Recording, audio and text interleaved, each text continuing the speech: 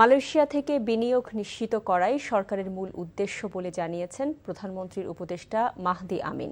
সোমবার স্থানীয় সময় দুপুরে কুয়ালালামপুরে প্রধানমন্ত্রীর সফর নিয়ে সংবাদ সম্মেলনে একথা জানান মাহদি আমিন।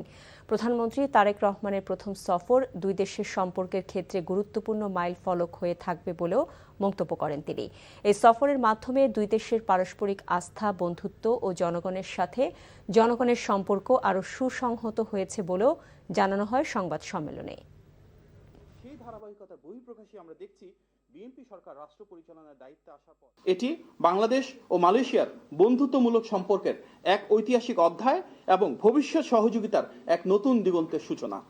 মাত্র 18 ঘন্টার অতি সংক্ষিপ্ত এই সফর অত্যন্ত ফলপ্রসূ হয়েছে এবং এখানকার যে আলোচনা, সমঝোতা ও পারস্পরিক সহযোগিতার ভিত্তিতে সিদ্ধান্ত গৃহীত হয়েছে, আমরা বিশ্বাস করি আগামী দিনে তা দুই দেশের বহুমাত্রিক যে সম্ভাবনার নতুন দ্বার রয়েছে সেটিকে উন্মোচন করতে পারবে।